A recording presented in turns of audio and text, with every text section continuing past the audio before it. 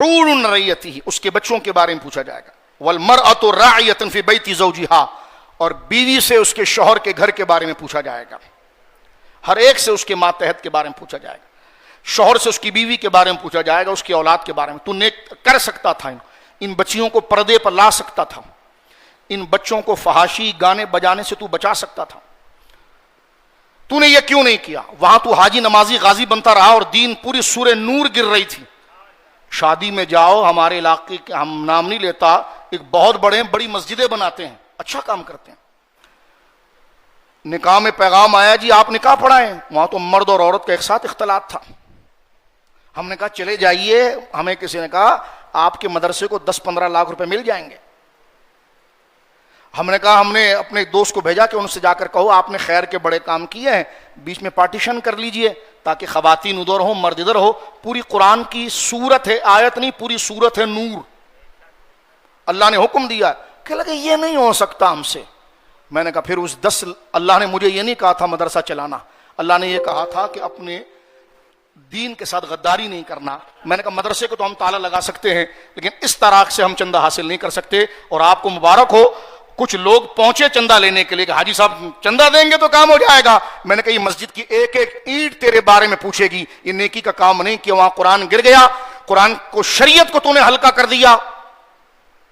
اور وہ حرام ماحول کے اندر تو نے کھڑے ہو کے خطبہ پڑھا، تو میں اور آپ چاہتے ہیں کہ میری بیٹی کو کوئی غیر مرد نہ دیکھیں، اپنے بچوں کے لیے مجھے اور آپ کو اتنی حیا ہے، اور پورے قرآن کا مذاق وہاں اڑ رہا ہے، عورت و مرد کا اختلاط ہے، اور وہاں کھڑے ہو کر تو پڑھ رہا ہے النکاح من سنتی فمن رغب عن سنتی فلیس منی، معاذ اللہ نکاح میری سنت سے ہے اور جو اس سے منہ پھیرے گا وہ مجھ سے نہیں ہے، تو نکاح تو سنت تھا اور پردہ قرآن کا نظام تو یہ سب سے بڑا فرض اور ایمان تھا۔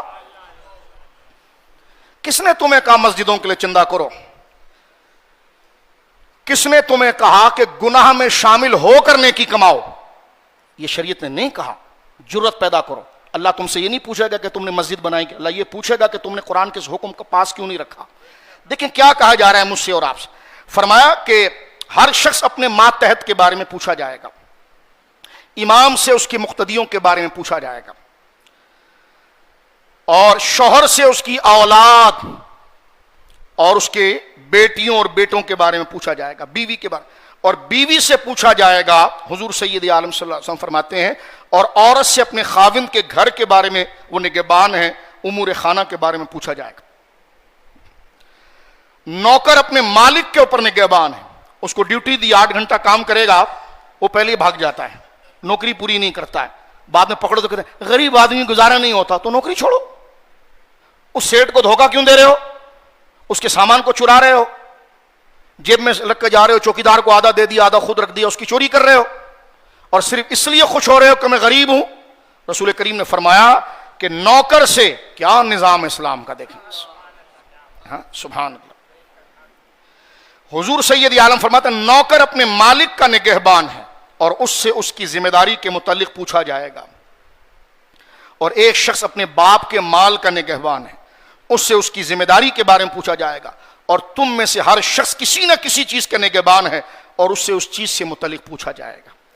مستدرک میں روایت موجود ہے، حضرت عبداللہ ابن عباس فرماتے ہیں رسول کریم نے فرمایا جس شخص نے کسی آدمی کو کسی جماعت کا امیر بنایا، الیکشن آ گیا جی چلیں الیکشن آ گیا، ووٹ ڈالیں، میں نے کہا ووٹ ڈالنے کے ووٹ چلے گئے، اب تو بڑی بارگاہوں سے ووٹ ایسی ڈل جاتے ہیں، وہ چھوڑیں آپ کیوں گند میں مبتلا ہو رہے ہیں۔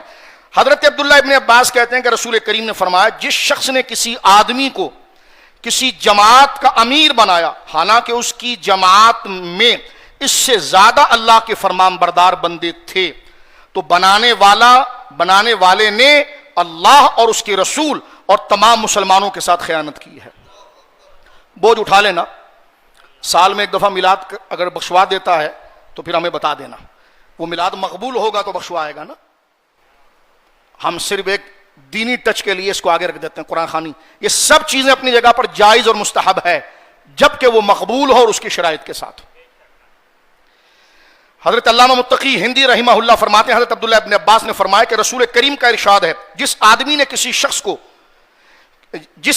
کسی شخص کو مسلمانوں کا عامل بنایا، امیر بنایا، عہدہ دیا، سیاسی عہدہ دیا، اور وہ شخص جانتا تھا کہ اس سے بہتر لوگ کتاب اللہ اور دیندار لوگ موجود ہیں تو اس نے اللہ سے بھی دھوکہ کیا اور رسول اللہ سے بھی دھوکہ کیا. اب آئیے یہاں پر بات کو ختم کرتے ہیں. الیکشن قریب آتا ہے تو سب کو مذہبی کارڈ یاد آتا ہے. توجہ ہے. اب جتنے سندھ کے وزراء ہیں وہ سید کارڈ لے کر سامنے آئیں گے. جب مندر میں بت کو پوج رہا تھا اس وقت امام حسین سے شرم نہیں آئی. اب سندھ میں نکل پڑیں گے, سائیں جی سید صاحب ہیں.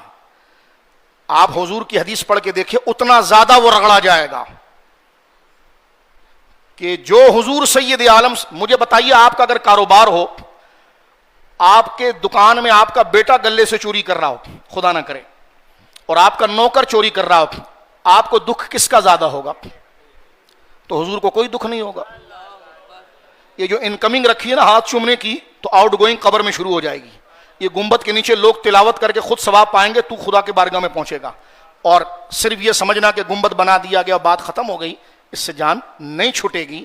اور تعصب میں آ کر اعلیٰ حضرت نے جملہ لکھا تھا, افر منکر یہ بڑا جوش تعصب آخر, بھیڑ میں ہاتھ سے کم بخت کے ایمان گیا. صحابہ پر تبرہ کرتے رہے, 9 تاریخ کو کانفرنس کرنے جا رہے ہیں, اور مل گئے ان لوگوں کے ساتھ کہ جن کے خود خلاف تھے. تو میں نے کہا ایسا بھی تعصب نہیں ہونا چاہیے کہ بھیڑ سے ہاتھ سے کم بخت کے ایمان گیا. غور کیجیے حضرت فاروق اعظم رضی اللہ تعالیٰ نے کیا فرمایا, اس پر بات ختم کرتے ہیں. حضرت عمر کی زبردست نصیحت ہے, توجہ سے میں اور آپ سنیں.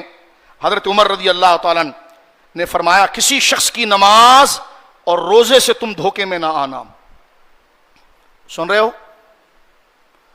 تم 100 رکعت پیچھے نفل پڑھ کے دھوکے میں آ رہے ہو. یہ حضرت عمر سب سے بڑے قطب اور پیر ہیں, فرماتے ہیں کسی شخص کی نماز اور روزے سے تم دھوکے میں نہ آنا.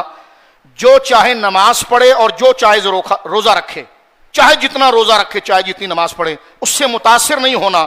لیکن جو امانت دار نہیں ہے اس کا دین بھی نہیں ہے. آئیے میں حضرت عمر کا قول بیان کرتا ہوں. حضرت عمر رضی اللہ تعالیٰ نے اس معاملے میں بڑے ذہین ہیں, صوفیہ کے پیشوا ہیں. آپ فرماتے لا یجبنکم تنطط الرجل ولکن من ادى الامانۃ وکف عن اعرض الناس فهو رجل.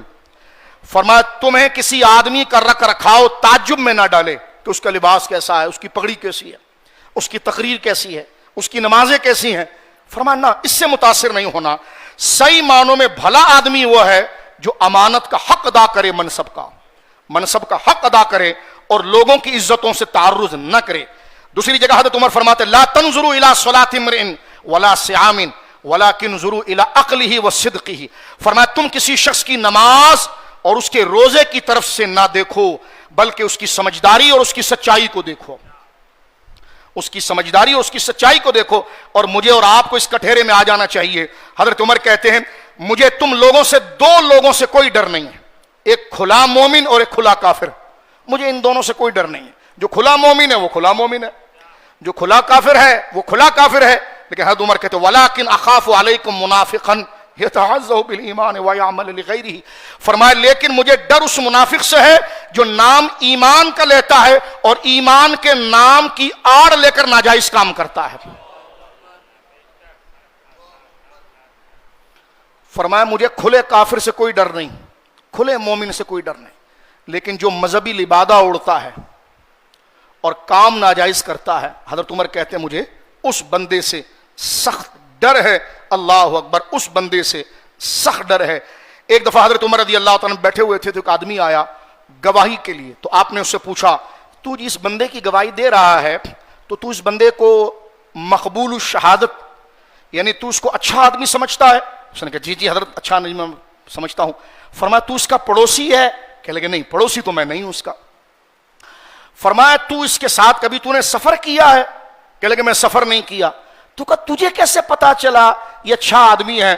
تو نے اس کو نماز پڑھتا ہوا دیکھا ہوگا نا. کہاں. فرمایا اٹھ نکل یہاں سے, تجھے کیسے اندازہ ہو گیا آدمی اچھا ہے؟ غور کر رہے ہو یہاں سیدنا عمر جن کی ذات میں تصنع بناوٹ نہیں ہے, انہوں نے فرمایا صرف تو نے اس کو نمازی سمجھ کر نیک سمجھ لیا ہے اور اس کی گواہی دینے آیا ہے. تو اگر اس کا پڑوسی ہوتا تو میں تیری گواہی لیتا, تو اس کے ساتھ سفر کرنے والا ہوتا, اس کی عادتوں کو جاننے والا ہوتا تو میں تیری گواہی لیتا. صرف مسجد میں نماز پڑھتا ہوا دیکھ کر تو سمجھ رہا یہ نیک ہے. فرمایا اٹھ تیری گواہی مردود ہے. تو اس کو کیا جانتا ہے؟ نمازوں سے بندہ نہیں کھلتا, لوگوں سے لین دین سے کھلتا ہے. بات کو یہاں پر ختم کرتے ہیں. حضور حضرت عمر بلکہ حضور کا فرمان ہے علیہ الصلوۃ والسلام, ما من عبد استرعى اللہ رعیۃ فلم یحطها بنصیحۃ الا لم یجد رائحۃ الجنہ او کما قال. فرمایا جس شخص کو کسی رعایا کا سربراہ بنایا جائے پھر اس نے ان کی خیر خواہی کا خیال نہ رکھا, وہ جنت کی خوشبو بھی نہیں پائے گا. جس نے رعایا کا خیال نہ رکھا وہ جنت کی خوشبو بھی نہیں.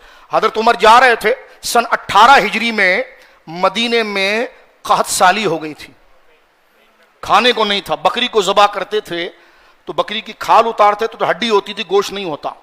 حضرت عمر ایک دن جانے لگے, اونٹ پر بیٹھے, اس سواری اس زمانے میں اونٹوں پر ہوتی تھی, جانے لگے تو کہیں پر رکے تو اونٹ نے لید کی. آپ دوبارہ آ کر اونٹ پر بیٹھنے لگے تو آپ کی نظر لید پر پڑی, اس میں جو کے دانے تھے. تو آپ نے آنکھ کھول کے فرمایا مسلمان بھوکے مر رہے ہیں اور یہاں اونٹ جو کھا رہے ہیں. فرمایا خدا کی قسم جب تک قحط سالی ختم نہ ہوگی اور ہر مسلمان پیٹ بھر کے کھائے گا نہیں, عمر سواری پر نہیں بیٹھے گا. آ جائیے وزیر اعظم صاحب, 5,000 لیٹر مفت پیٹرول اٹھانے والوں خدا کے سامنے آؤ. 60 کروڑ یونٹ بجلی کے مفت دیے جاتے ہیں. کتنے؟ بلکہ فگر میں کم بتا رہا ہوں, اس سے زیادہ فگر ہے. 60 کروڑ سے زیادہ یونٹ مفت دیے جاتے ہیں. تو دفتروں میں یہ کیا کام کر رہے ہوتے ہیں؟ دفتروں میں یہ کیا کام کر رہے ہوتے ہیں؟ حضرت عمر رضی اللہ تعالیٰ نے یہ جملہ عراق کے حوالے سے ذکر کیا تھا میرے دوستو بزرگوں. آپ فرماتے انا مسئول عن بغلۃ تعثر فی العراق لم یسوق طریق. فرمایا خدا عمر کو اس وقت بھی پکڑ لے گا جب عراق کی سڑکیں اچھی نہ ہو اور کسی کا چلنے والا خچر پسل کر گر جائے, عمر اس پر بھی پکڑا جائے گا. عمر اس پر بھی پکڑا جائے گا کہ اگر عراق کی سڑکیں درست نہ ہو, یہ جو رات بھر کھڑے ہوتے ہیں نا سائیں آنے والا ہے سائیں آنے والا ہے, اور کیوں اپنی قبر کو جہنم بنا رہے ہو, یہ فاروق اعظم جو بخشائے ہیں ان کے صدقے سے لوگ بخشے جائیں گے. فرمایا اگر عراق کی سڑکیں, میری رعایا کی سڑکیں اگر خراب ہوں, ٹوٹی پھوٹی ہوں اور اس پر بندہ نہیں چلنے والا خچر بھی اگر پسل جائے تو خدا عمر سے اس بارے میں پوچھے گا. یہ لوگ ایسے ہی بخش دیے جائیں گے. سب سے پہلے تو ان سائیوں کو راستے میں لائیے جو ایجنٹ بنتے ہیں سیاستدانوں کے, یہ سب کچھ کرا سکتے ہیں. تو یہ حضرت فاروق اعظم رضی اللہ تعالیٰ نے عام الرماد میں آپ نے جب دیکھا کہ کھانے کو کچھ نہیں ہے, گوشت کھانے کے آپ شوقین تھے, حضور کو بھی گوشت پسند تھا, کوئی کالا یہاں سے اپنی راہ نہ نکالے, حضور کو بھی دستی کا گوشت بڑا پسند تھا, مولا علی کو بھی پسند تھا, لیکن قحط پڑ گیا تو حضرت عمر رضی اللہ تعالیٰ نے اپنے اوپر گوشت کو منع کیا اور بدن آپ کا پیلا پڑ گیا تھا, اس لیے کہ جب بھوک لگتی تھی تو آپ تھوڑی سی روٹی کو زیتون کے تیل میں ڈبو کر کھاتے تھے اور پھر روزہ رکھ لیتے تھے. فرمایا حضور یہ آپ کیا کر رہے ہیں؟ فرمایا یہ کیسے ہو سکتا ہے, رعایا تک میں کھانا نہیں پہنچا پا رہا ہوں اور میں پیٹ بھر کر کھا لوں. تو لہٰذا اس آیت کی طرف آنا ہوگا اور ان دجالوں سے محبت نہیں کرنی ہوگی, اور حضور سید عالم صلی اللہ علیہ وسلم کے اس مقام و مرتبے کو جو حضور نے بیان فرمایا. آپ کہیں گے ہم ان حکمرانوں کا کیا کر سکتے ہیں؟ میں نے کہا اللہ کے لیے ان سے نفرت کر سکتے ہو؟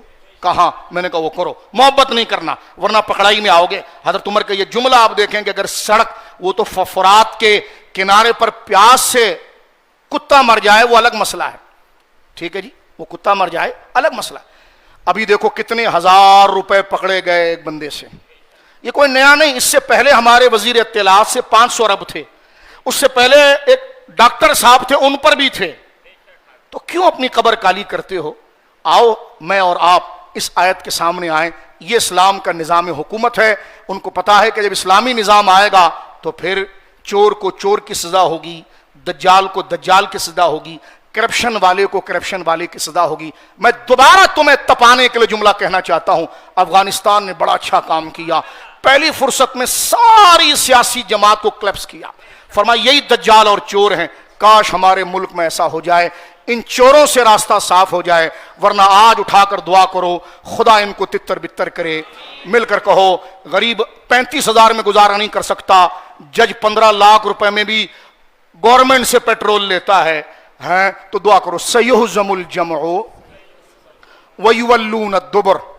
اللہ ہماری خطاؤں کو معاف فرمائے اور ہمیں بھی نیک کرے. حضرت عمر توبہ کرواتے تھے مجھے بھی اللہ امانت دار والا بنائے, مجھے بھی پورا تولنے والا بنائے, مجھے بھی سچ بولنے والا بنائے, مجھے بھی راستے پر صحیح طریقے سے چلنے والا بنائے, مجھے بھی اپنے پڑوس کا خیال رکھنے والا بنائے, لیکن خدا مجھے ان دجالوں کے ہاتھ کا رومال نہ بنائے. ایسے سہولت کار مڈل مین ٹوپی باز جعلی پیروں کا مجھے مرید نہ بنائے. مجھے رسول اللہ کا سچا مرید بنا دے, مجھے چار یاروں کا سچا مرید بنا دے, مجھے اللہ پنجتن پاک کا سچا مرید بنا دے, اور اللہ پاکستان کی حفاظت فرمائے. انا احبک یا عمر, اے فاروق اعظم ہم آپ سے محبت کرتے ہیں. اللہ یجعلنی معاک, اور ہم دعا کرتے ہیں یہ دنیا لانتی ہے اسی وقت ہماری روح نکل جائے اور اے فاروق اعظم ہم آپ کے قدموں میں پہنچ جائیں. ہم آپ سے ملنا چاہتے ہیں, ہم آپ سے محبت کرنا چاہتے ہیں. اس چشم فلک نے انبیاء کے بعد اگر کوئی سچا بندہ دیکھا تو وہ عمر دیکھا. یا اللہ ہمیں حضرت عمر کی وہ فکر اپنے گھروں میں لانے کی توفیق عطا فرمائے, وہ سچائی لانے کی اللہ رب العالمین جل والا ہمیں توفیق عطا فرمائے, اور ہمیں زندہ لاش سے نکال کر اپنی قبر کی فکر کرنے کی توفیق دے, اپنے کفن کی توفیق دے. اور قبر کے اندر جب کیڑے آتے ہیں, مجھے کسی نے کہا جلدی سے آپ اپنے رشتہ دار کی قبر کو پختہ کر لو. میں نے کہا کیوں؟ کہتے ہیں یہاں بڑے بڑے نیولے ہیں, بڑے بڑے نیولے ہیں جو نہ پیر کو چھوڑیں گے نہ مرید کو چھوڑیں گے.